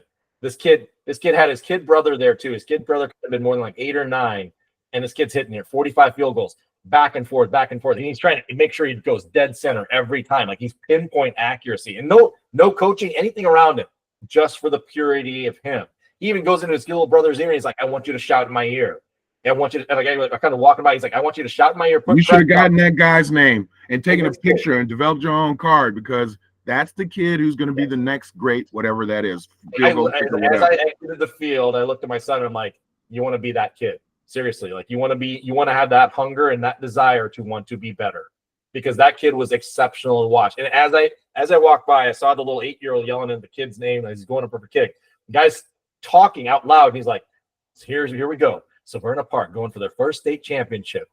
And he can say his name. And he's like, so he's talking to himself like you do when you get ready to shoot it. Oh, 5, 4, 3, 2. Oh, they're about to win the chat. Yep, I love that. I missed that. Piped it. I'm sitting there like, this dude is going to be a baller one day. I got to keep an eye on this kid. I miss that. And I miss the joy of being a kid and doing that stuff, Yep. I think we put a lot of pressure on kids today. I also think we allow them to escape reality through this. And this takes away some of that being a kid and being outside and enjoying life and smelling the flowers and finding new friends, because you only exist through here. And you got people you don't even know, you've never seen before. It could be an adult criticizing you and doing things that are bringing you down and not lifting you up. Nope. Well, I hate to say it, but even schools are doing it too right now, whether it be public school, private school, whatever it is. It's getting more competitive, which kind of stinks. Because honestly, it takes away from the fun sometimes. Sometimes you're so caught up in having to be, quote unquote, the best or better version in whatever you're doing, even if it's something as simple as a computer test, whatever it is. It's like, oh, I got to do this. I got to do this. Well, got to, or do you want to? That's the difference. And that is the difference. Yep. And again, these are kids, y'all. Yep. Kids. Yep. We call them that. And I think one of the greatest things, and we've talked about this before, one of the greatest travesties we did as adults was we gave kids the same voice as adults. When I was a kid, I was told to listen and speak when spoken to. Maybe that seemed like it was harsh because we look at it from the lens of today. But honestly, it helped me sort of get in my lane, learn things, instead of me having a voice equal to my parents and trying to tell them what I think it's supposed to all be about. Now, don't get me wrong. I want to hear my child and I want to be able to give them what they would like. You give them presents, you give them this. But sometimes they aren't willing to do things. They aren't willing to try things. And if they never do, they never learn. They never experience. And if you leave it up to them, especially kids of today, kids of yesterday, we would go outside and just hit some balls around. Okay. Yeah. Today, no, they don't do that. So you have to get them into, I got my kid into tennis, got him into ice skating. You have to do that, because if you ask them, they're not going to let you know. And if you're looking for their opinion about things that they don't know, how are they supposed to give you a valid opinion? And why are you taking their opinion above the common sense you're using as an adult? We got to stop that. That's why these kids are walking around the way they are now. So I'm sorry, my own opinion may be right or wrong, but that's what I'm doing. And I agree with 100%. I think the problem is we let every other outside force around us. And unfortunately, it's more and more because you have phones, media, everything else surrounding you dictate what you should be thinking versus you making that own qualified decision. Now, to your point, do you give kids full 100% freedom to make the decision? I agree with you. I think you need to give them direction and guidance so that they can make those qualified decisions unto themselves and develop that in their own. Because I'll make an unqualified statement right now. I think the bigger problem you have right now with folks losing focus later in life, and even to some degree like ADHD and all the other things that we see happening with kids and losing focus, I think it's an indictment on the fact that we have abandoned the ability to direct kids and create a path to where they create their thinking process versus them just having reckless abandon, thinking everything, outside, because there's so many other things sensory wise they're being brought into them. Yep. And letting them not think for themselves. Yep. And to your point, I tell my kids, you have to try everything before you say no. That's Simple it. philosophy. If you don't try it, then don't talk to me about it. Simple. That's it. Yeah. Whether it's food, whether it's a sport, whether everything. it's a craft, whether it's anything, try it first before you identify what it is or isn't to you, because you don't know. Exactly. But this is what kids do because they're kids. They're not experienced. They're not. They don't have the wisdom. They don't have the perspective yet. That's why we call it maturity, and kids aren't mature. Yep. So why are we giving them so much power? I mean, I make a running joke about this, and again, I'm not trying to make a qualified statement on this whatsoever, but we have what I would consider to be, and even my pediatrician agrees, a bigger incidence of things like allergies that hop up in kids than what used to be the case when you and I grew up and stuff like that. Now, I jokingly say this, so I'll caveat this. Did you know that the new treatment for peanut allergies is literally just giving micro doses of peanuts? Hello. So what you're telling me, and again, I'm making an assumption here, is that at some point in time during the period of when I was raising my kids or anyone else or whatever, and they have an allergy, all it was is really taking that outside the bound step of maybe introducing some kid to it early in life. Hello. So they develop the resistance over time. It's so simple, isn't it? But it's that kind of thought. Everybody's become so hyperphobic that I don't do the things I used to do. Man, we used to go out and fucking be in the mud playing marbles. Oh yes, eating dirt. Probably ate some pigeon shit with it too. But that's how you build your immunity system. Skin knees were a badge of honor. But now it's just so different, and it's just I feel like as parents, we failed our kids to some degree, not by bad intentions, but by bad actions. I want my kid to have a better life than I do. So therefore, coddle, shield. You don't, and you know what? Part of experience in life is going through the bad time and the good time, and being in a situation that might not be the best situation and learning from that. But we don't get those opportunities for our kids. We all want our kids to be better than ourselves. Mm-hmm. So the only way, and this is my own thought, the only way for them to be better than you is to have experienced what you did and do it better. Thought. But we don't. But you're right. And the way we did was the way we were taught. But what we do is, oh my God, I don't want Billy to be in trouble. I don't want him to be ever have to do this. Basically, like you just said, we bubbled them off to not even have experience to whatever it is that may have been bad for us. And that's not even know it's bad unless you've seen it, tried it, and tried to overcome it. And that's the problem. And honestly, I'm seeing that like before growing up in the educational system, parents were part of the system. Yes.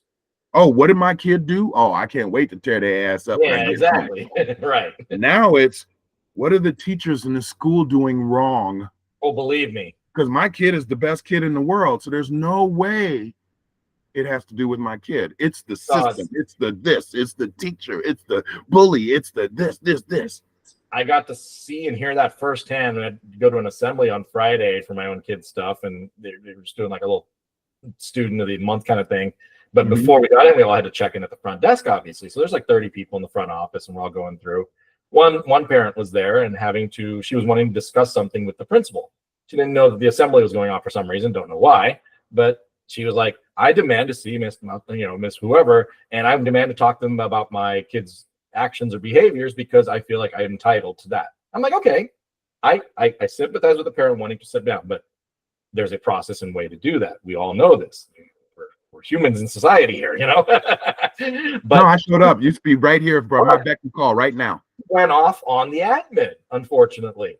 And it's like, I demand this, that, and the other. And she even went off saying, I'm a taxpayer, I pay your salary. And I was like, oh boy, here we go. Like about to get out of hand. You can see it already.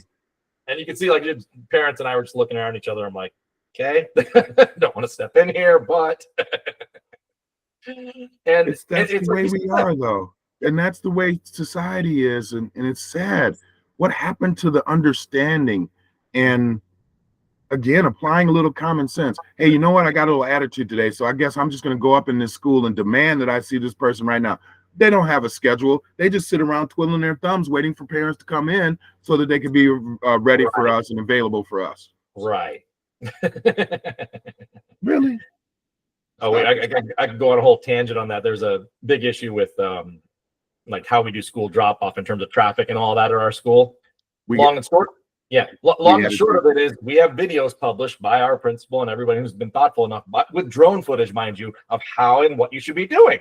It's very exclusive. And like I said, I'm in a pretty tight-knit school, so everybody should be understanding and appreciating it and be respectful of it.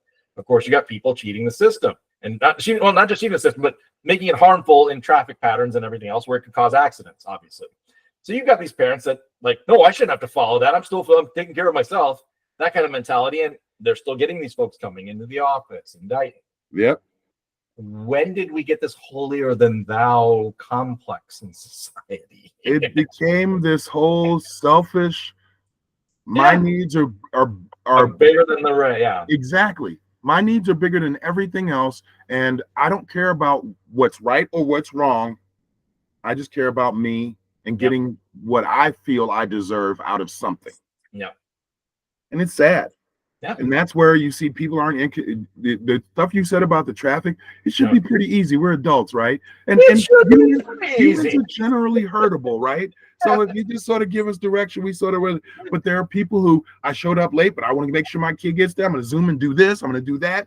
You know what? I'm going to double park, triple park right here because I don't care because I don't have time. And then you have the issue. Yep. Yeah, and like I said, it takes a couple bad seeds and then some blow up, and it just gets out of hand.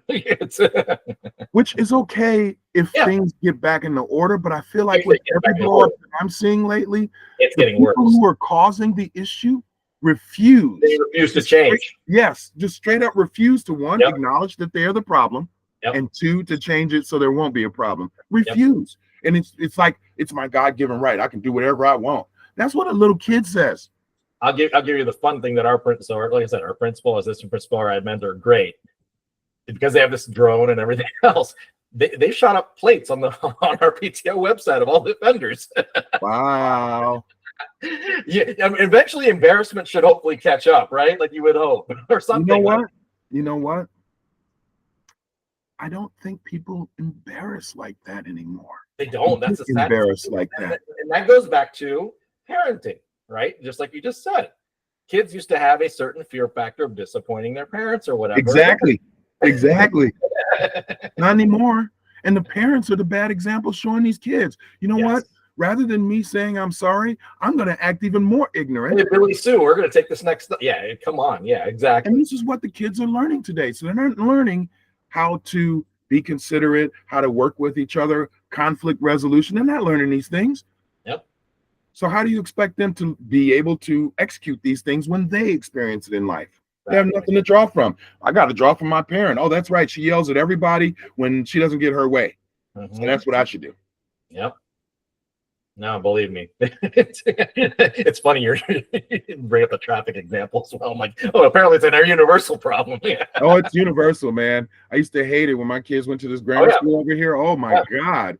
Even the high school used to have issues, but they're not as bad. But the grammar school, you couldn't tell these parents. They were coming up through alleys, backing up, doing all sorts of stuff. And you're like, do you not see? They park where the school bus is supposed to be and then get mad when the principal comes out and says you shouldn't park here. It's like, I'm very impressed with it's about all the kids here. Our principal is just totally blows me away because she runs in heels and chases these people down. And then you get our technology officer with the drone out there. Hey, they're trying. They're trying. I give 100% credit. They're trying. No We used to have some ignorant guys who would do that kind of stuff. And the worst thing about it was the most ignorant of people are the ones who are teaching their kids how to be ignorant.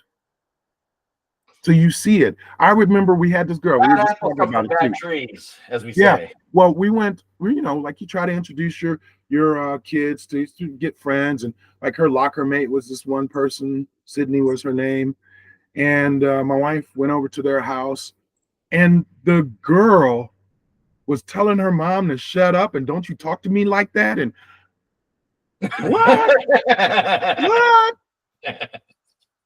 And it's just, and we were trying so hard. And I felt bad because we were seeing how these kids were parented, and it was hard for us to get our kids to have friends, be friends with these kids, because their parents were, what it was, we live in a nice neighborhood. We're the poorest people in our neighborhood. They walk around like everything is made for them. The world is my oyster, and I'll eat it whenever I feel like it. And if that's how they have the attitude they have, and they're teaching their kids this. And I feel like we might be doing our kids a disservice because we're teaching them to be respectful and everything else. Yeah. And all of those things that the world is no longer showing anymore. You don't see kindness and being respectful. Nobody's being considerate. And I'm being absolute. There's obviously, it's not an absolute that nobody's being considerate, but you see too many examples of that. That's why it's so refreshing when you see somebody say please and thank you, or they hold the door for another person. Why should that be refreshing? Why should that be something that makes you feel good? That should be the norm. To this day, I will always hold in esteem the fact that I even call it a privilege to have gone to high school somewhere in the quote unquote South, because of the folks and everyone that I was surrounded with. It was Southern hospitality. So there's a certain charm and a certain sophistication to it, where you always say please and thank you to anything and everything. Yeah. You speak proper grammar, and you are corrected if you do not. You say sir and ma'am. Yeah. And you are not recognized until you have those tenets and those respectful things that you do in society. I would just say, don't find your brown ass in the backyard of the wrong person. Now, that was the interesting spin to that, was living in those areas, but so that's where I say there's a give and a take to it. But I was fortunate to have a good group of friends and parents around me that always stressed those virtues with everyone that we ever went out with, which was great. Now, there were obviously areas of the country and areas that are a little different. The further you get out, the scarier it becomes. Yeah, but I was fortunate to have had that. So I always give my own kids a hard time when they say like the wrong word. If they say like, I don't know, my daughter tends to put ed at the end of anything when it's past tense, when it really shouldn't be ed on some of those words. And I'm like, I'm going to correct you, and you're going to use the proper word this time. So yeah. And mind you, he's only 7, but I'm trying to instill these things at a young age so that things get fixed in time. Right. And like to your point, when you get parents that are, I guess, not supporting great behaviors at the end of the day at home, which is unfortunate, then you don't see that come out and have to, run into situations where you want your kids to obviously have, other friends and associates and everything else. But then you go to meet these folks, and they're like completely opposite of what you do. It's hard. It's very hard. You're like, oh, we had a nice time. Yeah. Sorry that something came up. We had to leave early. Yeah, no kidding. Never be here again. So no, I get it. Like I said, there's always fun facets to how people interact, but it feels like there are more and more situations now where you don't see the level of respect and things of that nature that we considered old-fashioned existing in society today. That's all. No, and quite frankly, the more polarized we become. Yeah. I heard a lady walk by and she said, yeah, those Democrats. And it's like, yeah, I don't see. Thanks for bundling it all together. Yeah. Yeah, I don't see that. You're a person way before you're a political, party. But people see you like that, and they want to label you, and they want to use generalizations to capture what their perception is of you. And just, I'm at the point, quite frankly, if I had enough money, I might consider moving to Europe or some island or something like that, because it's just getting so ugly where you can't be a person anymore. And I get it. I stand outside my house, and people look at me funny because they don't expect me to live here. I had the lady in the back call the cops on me and say I was threatening when I didn't hit her dog, because I'm brown. And she said, what are you doing here? And it's like, lady, I've lived in this neighborhood way longer than you. Yeah, exactly. Yeah. But that's the way the world is. It's like we're looking for reasons to divide ourselves. Well, see, I think it's a greater indictment of society because you've got one side of society trying to push more open thought, if you will, right? And then you got another society that's living in this box world where it only jumps into 2 boxes instead of 1,000. Right. And in the middle is where you want to have society where everybody appreciates everything and understands and builds and develops. And we don't have that. I think the problem is I think society is running to the ends. This is it. And that's the problem. And then you're going to get a divide between those 2 ends because you'll never get those 2 ends to agree in any fashion. Because you never get common ground. Exactly. And they're not even looking for common ground. They're looking just the opposite. I want to find more reasons why not to like you, or why I can categorize you, not how we start off as the human race first, which we're all part of. And that makes us have a commonality about life that we should be embracing, not trying to push away. Well, and I think you said it a little bit earlier, like these people that walk around saying, oh, Democrat this, Republican this. Okay, why are we still living in a world with 2 boxes? Right. I can believe things on both sides. Right. I believe some things the Republicans say. I believe some things the Democrats say. 100%. I'm a nothing can. I'm not a Republican or a Democrat. I'm nothing can. I don't want to be associated with politics. I just want somebody to do what's right by people. That's all I care about. That's all I care about as well. And that's the thing. And I'm not sure either one of those parties are about that. We just had our debate for our Senate race here, which is kind of the big hoo-ha in the national race, because it's between our former governor, who's a Republican moderate, versus the Democrat, African-American lady. And they just had the debate, I think it was 3 days ago. And Chuck Todd, actually from NBC, was actually moderating it, believe it or not. So it's got enough national attention, obviously. Okay, yeah. That was kind of cool. Big time. Now, in the debate, you honestly have 2 candidates that, frankly, are doing right by their own sides. No questions asked. Right. By their own sides. And and that's the thing.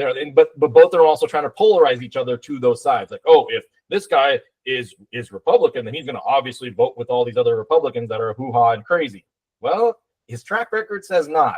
Same thing with the Democrat lady. You go to her, you attack her and say, oh, well, she's going to go this way and that way. But you know what? Her track record is not. They're both kind of in the middle. So actually, they're 2 good choices. It's a matter of what should be. Exactly. So, and that to me was somewhat refreshing coming out of both sides at the end of the day, because really the media is what's made it kind of a bad race now. They've indicted the Democrat for doing a lot of tax evasion stuff. They indicted the Republican for somehow having kickbacks or kind of favoritism when he was in business contracts as a governor, that kind of thing. But if you look at where these folks have stood on their political policies in the time that they've served public office, they've gone on both sides of the aisle. So it's kind of nice in that sense. It's probably the most civil debate I've seen in a while, which was nice. That's good. Because I'm tired of seeing debates that have nothing to do with even the vice presidential debate this year was civil, I thought. It was like the vice presidential debate between Vance and Walz was actually much more civil than the presidential debate. Yeah. There was a little bit of that, you don't want to be with them because they smell, and you don't want to be with them because they ugly. Right. And I don't really like that. That's not about the people. What are you planning on doing to help people? Well, that's the thing. We've been living so much about the assumptions of what people will do, the assumptions of where they side versus what their actual track record says. And then what, more importantly, they are saying they are going to promise and do for the next 4 years. That's what I want. And that's all any of us want, I think, or at least common sense folks, I think, want is just to know, okay, I don't care. Track record, that's old. That's ancient history. Tell me what you're doing for the next 4 years and let me decide who I want to follow what my beliefs are for those next 4 years. That's all I'm asking for. That's all I want to hear. That's all. When you were doing a debate, it's supposed to be about that. It's not supposed to be about the mudslinging. It's not supposed to be about putting historical perspective or coming up with this, rose-colored glass view of what the future is going to be without putting substance in the view. Like, if you have this rose-colored view of the park, I need a bench and I need a playground and I need this and I need that. Show me what those things are so I can get the picture. You know what a debate needs to be? A debate needs to be what you do for debate class in high school. You have a topic, you throw it out. If you've ever judged one or ever been to one in mock, when they do debate in high school, you literally just throw out a topic. You have their sides, position each one, and the judges panel comes to an order. That's all it is. You're not attacking each other. You're talking about your facts and what you're going to do to solve the problem. Come up with the rebuttal. So the rebuttal would be the part where you attack the tenets of their idea of the message that came from the first opinion that was brought up or whatever. Yes, so, exactly. But we don't get any of that. It'd be just all of a sudden What's that? We have personal attacks, and that's the biggest problem. Yeah, it's degrading the idea of what a debate is. Yeah. And by the time they start saying anything worthwhile, it's usually in a commercial, not during the live debates. Yep. No, like I said, I think at this point, and I think you've seen it in the polls over this weekend, everything's up for grabs right now on November 8th or 7th, whatever the hell election. Yeah. Everything. There is nothing decided right now, and nothing will be decided until that day, and probably not for another few weeks after that, is my guess. Unfortunately. Well, I'm just wondering, again, I don't know why I have this bad feeling that no matter how this election turns out. Right. Oh, we're in for bad. Yeah. I just feel like the idea of a civil war. You're separating the country no matter what in this round. I feel like that's absolutely true. Absolutely. I 100% agree. I think regardless of the outcome, you're going to see a very polarized country, which is frankly going to be the worst thing that could happen in this country at this point. You're trying to unify and become a stronger nation, and yet you are now dividing it to the point where you are reaching for those two poles, north and south, whatever you want to call it. And it's going to get worse and worse and worse, and you'll never reach common ground. Think about this for a moment, society. Regardless of who votes which way, Congress decides most things in this world. And you're never going to have at the end of the day, because they got the final say. They can pass, veto, they can do all of that. And we're still now probably going to end up with probably a 50-50 split, maybe in both legislatures. Your president can do nothing. Your vice president can't do anything. Your Senate can't do anything. Your House can't do anything. So guess what? You end up with shit for 4 years. You as a country lose. No matter what side you're on, you lose because you can't get anything done. And that's the problem here. We've gotten too what's the right word? Too focused on trying to be the outlier, to be so far on the side, the spectrum. We cannot even see where the gray is and how we could utilize that to bring people together, to come up with better, infrastructure so that we can actually try to address things like education or this or that. We got people arguing. Let's see. I got a kid, but I don't want them to learn certain things. Yeah. I've got stances on that. That's an argument. Like, I don't want my kid to learn the truth about history so they can utilize that to be able to make a better future. I want them to only learn this. It goes back to what we just said 30 minutes ago about raising kids. You're going to, again, shelter them and protect them from something that actually happened. And if we can't come together on stuff like that, we're never going to come together. Oh, like I said, the more we filter and do things and try to protect our own interests or thoughts or whatever the hell it is, it's less beneficial to the entire world. At the end of it, then you're becoming honestly no better than some of the countries that you indict for sheltering information. 100%. That right there has been the problem that I have, because we talk about corruption. Yeah. China and other places. Corruption, hiding the truth. Oh, guess what? We talk about that with Russia all the time, but now we're doing the same shit here. What? No, because we're America. No, we're American. We're not. That's un-American. Yeah, we're not hiding any truths from our public. Oh, wait a minute. Maybe we are. Oh, and look at how we have issues with how people are being educated, how we treat each other. We talk about making progress, but are we really making progress? We're going backwards, in my opinion. I feel that way too. And I feel like the powers that be are trying to force us there. And that's the other thing that really concerns me is you've got a few things at the top, whether it's government, media, whatever it is, whatever those powers that be are in those forces, they're controlling what's being put out there on an open space. What we're seeing, what we're reading, what we're hearing, the opinions that are being spoken.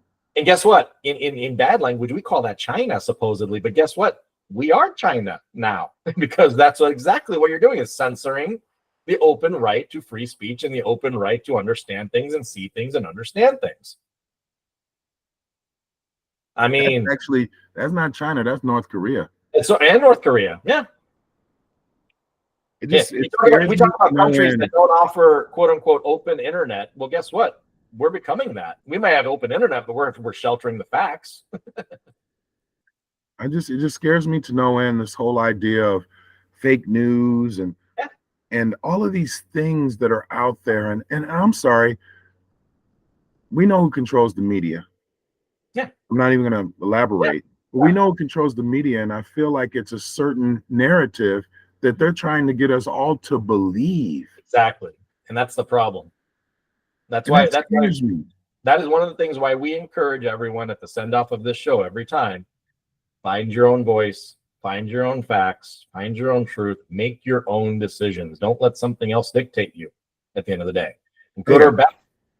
Go ahead, keep going, because I think that's a nice way to end where we are right now. Yeah, no, honestly, it's about finding the truth for yourself. Find it by whatever means necessary. You are entitled to it. You are living in America. We have open access to freedom and open access to information. If we're not taking advantage of that, we are no better than the folks that we supposedly are talking about that live outside this world that are oppressing others in other countries and things. I know for a fact that people come to this country, including my own families, who immigrated from other places where some of that information was shut down from them. Opportunities were shut down from them. All these things we talk about, quote unquote, migrants. Well, guess what? They're escaping oppression in other places. That's why they're wanting to come here. And yet we don't value it for ourselves, having grown up in this country, born into this country in any instance, or immigrated, or whatever it is. And now we go out there and indict those folks that want to have those same liberties. Something to think about. And just remember this, and I'd say we could sign off. That was a beautiful thing you just said. What made America great back in the day? It was the fact that we accepted all people. All people. And we called ourselves the melting pot because we had the diversity of the world come here and apply their trades, their craft, their language, their culture, and we were better for it. The British oppressed folks for religious persecution, so folks came here to America and started the colonies. People escaped Spanish persecution. They came into the States. The French persecution all over the world. Hence the melting pot. They escaped persecution, information, censorizing, everything else you could possibly think of that limited them from their full potential as human beings. Yeah, but what made us great is the very thing that we're trying to destroy.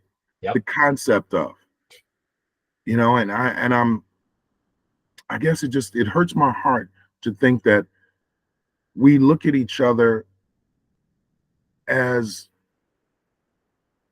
I don't know, like instead of us looking at each other as human beings. I'm glad my mom never taught me. I never saw. I'm like a 5-year-old kid. 5-year-old kids don't look at color. They notice color, but they don't look at it as a sign of this or that. They just see it as being something different. But they're willing to address, like, hey, how are you? You're a kid like I'm a kid. But we don't see like that anymore. We don't address each other like that, and we try our best to separate ourselves by very little things that have nothing to do with the real essence of what life is about. I care about who you are, not the way you look, not how much money you have. Are you a nice person who's willing to help? Not asking you to have this altruistic attitude where the world comes before you, but are you considerate enough to think about the next human being? Are you going to help that old lady across the street when there's a lot of traffic, or maybe go get her groceries because she can't? Would you do that? Good question. That's what makes the person. That's what we should be connecting to. But we're doing all of the other things, caring about how somebody looks, caring about how much money they have or who they know. And that's supposed to define what kind of person they are.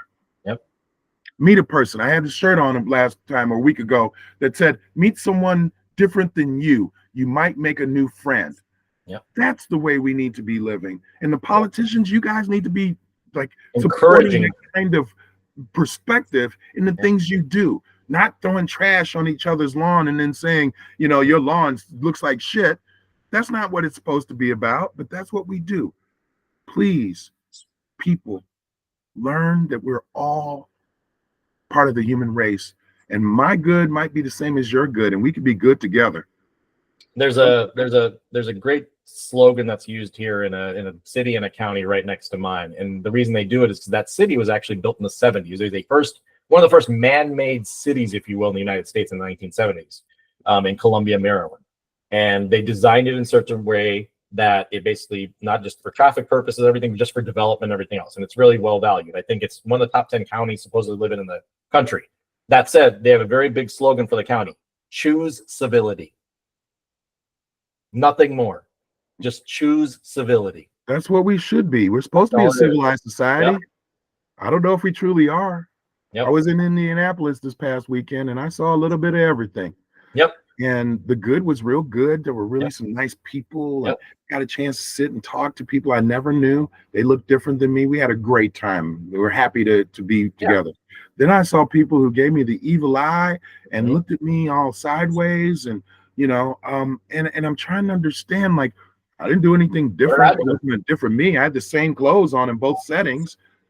Like, why are we so, I don't know, eager to have conflict versus the people that I met who they just wanted to have a good time. And the fact that I didn't look like them and the fact that they didn't look like me, they had no influence on that good time. We enjoyed each other's company. We cracked jokes, had a great time, said goodbye to each other, wished each other well.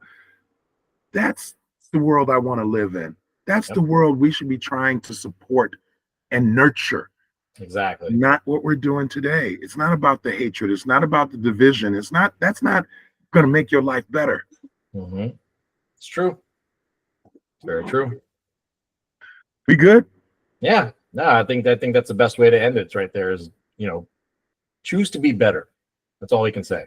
Choose to be better and look out for the well-being of not yourself, but all others as well. Lift each other up. Yep. We can all be great together. Your greatness doesn't have to be at the detriment of somebody another. Yep. Let's think that way. Yep. Very true. On that note, we'll bid you adieu after a little recap of sports, but then a recap of life, more importantly. We give you a little bit of everything. It's fun. That's why we start off with sports, because sports brings us all together. I don't care what you look like. I don't care where you're from. When you're a fan of a team, we're family. Exactly. And that's how we want it to be about everything we do and everything you do. Yep, wholeheartedly. We'll welcome it back at the end of the week, hopefully, with some picks for the next NFL week. NFL Week 7, I believe, is what we're walking into now. Yeah. Another fun week of buys, and we'll see where fantasy stuff kind of stands too at that point in time. Yeah, let's talk a little fantasy. Yep. Plus, I want to brag a little bit. Where are you at in your division, and where am I at in our division? That's for later this week. We'll touch on that later this week for sure. All right. On that note, be well, sir. And be well, right, everyone.